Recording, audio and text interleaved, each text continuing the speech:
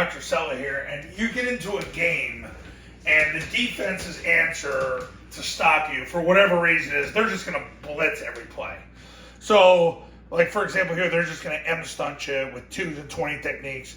The D-tackle goes one way, the backer goes the other way. And this is their solution for whatever reason, and this is what they're going to do no matter what.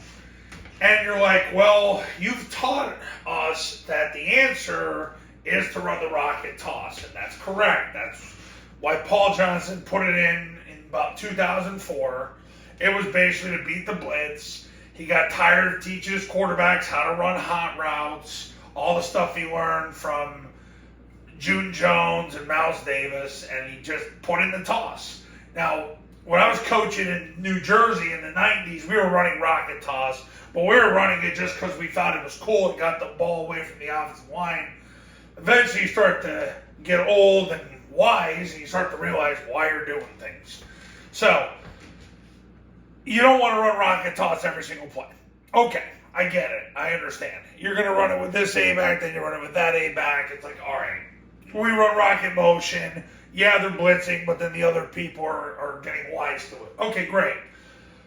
You're going to line up in flex, balance formation. You're going to run the B-back toss. Now, the B-back toss works when the B-back, as soon as the ball snapped, he has a narrow base so he can open up with his play-safe foot first and run a straight line as fast as he can. The quarterback's going to reverse out flat, and then he's going to turn his right foot, and he's going to get his knuckles to the ground. He's going to toss that ball 1 yard outside the receiver. You got to get it out there wide so that you don't have to. One less person you got to block on the perimeter. So really, that's where you want it to go. Now, the receiver blocks down on the C-gap defender, left knee, left forearm, 4-inch northbound steps. The A-back's going to block the widest guy. The tackle's going to block the next widest guy. The A-back essentially is going to the corner. Now, if they ever did something where the corner went in and the outside backer went out, then the A-back would block the outside backer, getting his left knee through the crotch, left hand to the stomach, 4-inch northbound steps. The tackle would do the same thing. The guard he doesn't have to block the 9-tech. Well, there is no 9-tech, but the best part is when he turns up, there's no backer to block because he blitzed. He took himself out of the play. So he's going to turn up and get his left knee through the crotch of the safety. 3 against 3 on any type of toss, whether it's rocket or B toss, is amazing. The center's going to snap the ball, and he's going to run flat, and likely he's going to collision either the defensive tackle, or if he can get past him, he'll just keep going until he gets to the spine of the receiver. Now, that would be great, and it's probably a pipe dream, but the goal is he snaps the ball and he runs flat as fast as he can. And he just tries to run. Backside guard runs to the spine of the center. Backside tackle runs to the spine of the backside guard. And see, with scoop blocks, and I've said this for, now it's decades, you have to make a scoop block an internal conflict. It's not about the defense.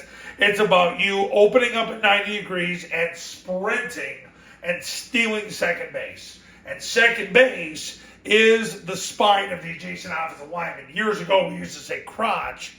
Coach Neil Montalolo always would say block crotch to crotch, but in this world of crazy world we're in, let's just say spine. All right. Not that I'm a very politically correct guy, but yeah. Anyway, the receiver sprints to the goalpost. Does he cross the face of the 7 technique? Sure, why not? Cross the face of the 7 technique and go. Backside A-back, all he does is fill for the tackle, blocks the first threat that shows of the tackle's left hip. We've already talked about what the quarterback and the B-back do. He's got to reach for the ball a yard outside the receiver. So it's going to be out here, and then he breaks on a 45, breaks to the end zone. You got to run away from the blitz. You got to run away. You got to get to the outside. Make the corner tackle you. Corners don't want to tackle anybody.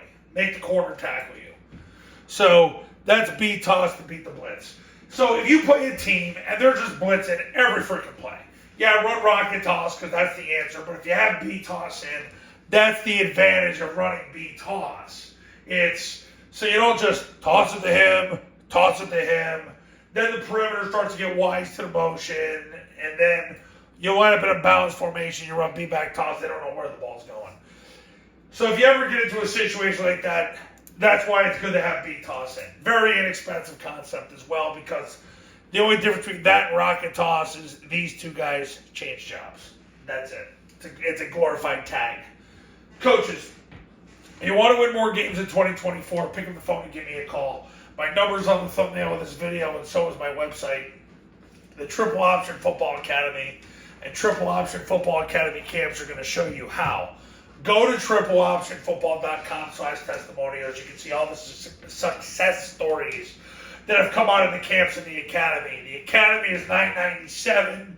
You get it for 2 years. Camps start at $1997. You get the academy with it. Learn more at tripleoptionfootball.com and call me. See you later.